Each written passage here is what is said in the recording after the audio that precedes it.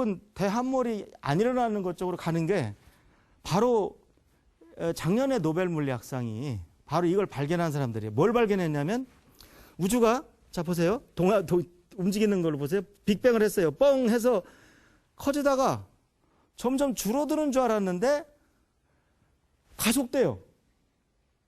먼 그 초신성들을 관측해 보니까 뻥 커져서 속도가 줄어드는 줄 알았는데 가속돼요. 그거를 그래프로 그리면 어떻게 될까요?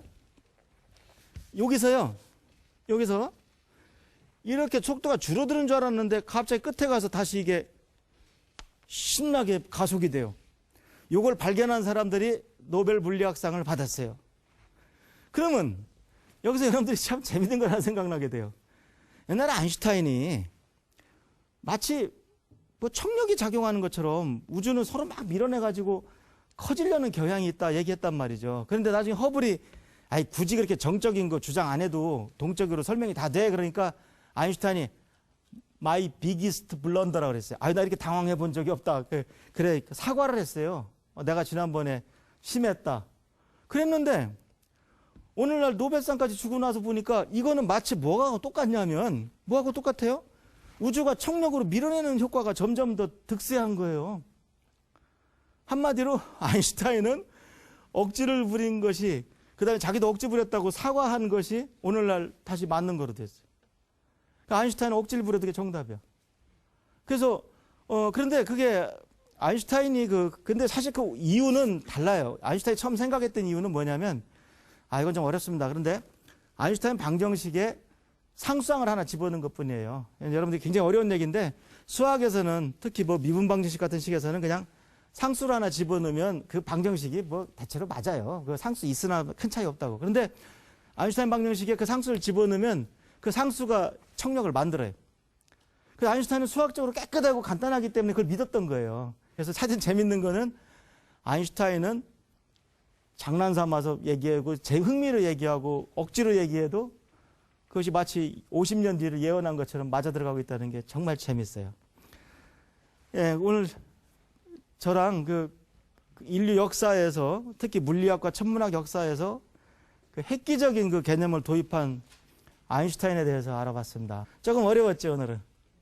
예, 근데 이 지식 자체가 워낙 어려운 거라 어려운 거를 쉽게 설명하는 것은 한계가 있습니다. 그래서 어쨌든 저는 오늘 수식 하나 없이 한국말로 말씀드렸으니까 여러분 이해 못 하셨으면 한번 다시 보기 자꾸 해가지고 그 하나의 흐름만 이해하시면 됩니다. 그러니까 자세하게 그 흐름만 아시면 되지 숲이 이런 모양이다 그것만 아시면 되지 거기 나무가 단풍나무가 몇 그루 있고 그것까지 아실 필요는 없어요. 그런데 어쨌든 아인슈타인의 위대한 업적이 이 현대 지금 세상을 다 바꿨다. 그렇게 머릿속에 정리하시면 되겠습니다.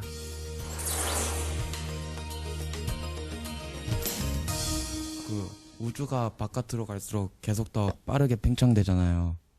네. 그러면 거기 빠르게 팽창되려면 에너지가 많을 수도 있는 거잖아요. 그렇죠. 그럼 에너지가 많다는 것은 질량이 많다는 거죠. 그건 아니에요. 그건 아니에요? 예, 그러니까 그걸 너무 어려운데 제가 정확하게 답만 말씀드릴게요. 하여튼 우주가 이게 팽창하다가 속도가 늦어지다가 다시 가속하는 이유는 진공 때문에 그랬다고 그랬죠. 그러니까 진공 에너지는 전적으로 그 부피에 우주의 부피에 비례해요. 근데 우주가 팽창을 하면은 공간이 점점 커지잖아요. 그러니까 공간이 점점 커지니까 그 안에 있던 물질이나 이런 것은 한정돼 있지만 부피는 커지기 때문에 점점 진공 에너지가 더 득세를 해요. 부피가 커지기 때문에. 그래서 우주가 커지게 되면은 그 진공 에너지가 저절로 모든 걸 다 인수해요. 그럼 진공 에너지는 우주를 팽창시켜요. 그게 현재 과학자들이 말할 수 있는 가장 정확한 답이에요.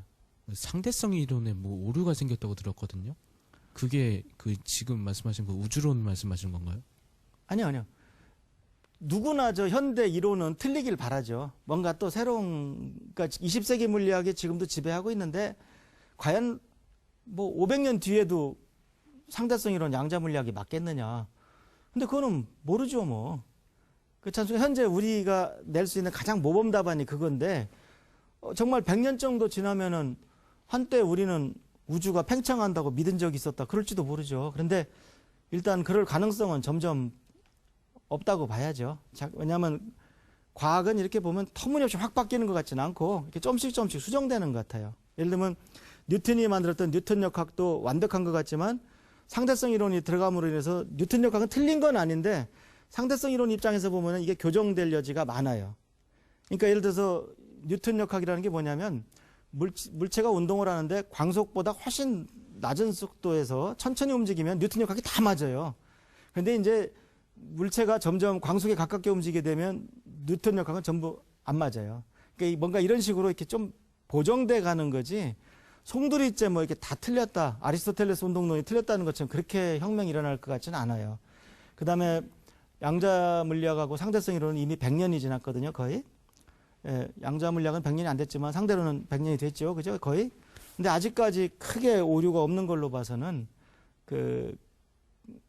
앞으로 몇백 년 뒤에도 이건 맞고 더 새로운 이론은 보정하는 이론은 나오지 않을까 생각이 됩니다. 예, 오늘 좀 내용이 어려워서 죄송하긴 한데요. 그렇다고 뭐 어렵다고 해서 다 피해가면은 영원히 안 할 거 아닙니까? 그래서 오늘은 그래도 저 흐름만 설명해서 오히려 쉽게 한 겁니다. 오늘 제가 줄거리만 쫙 이렇게 모아드렸으니까 그냥 우리 인류가 얼마나 똑똑한가 그거를 즐기는 차원에서 그냥 오늘 내용을 이해해 주셨으면 고맙겠습니다. 자, 그럼 오늘 강의는 이것으로 마치도록 하겠습니다. 감사합니다.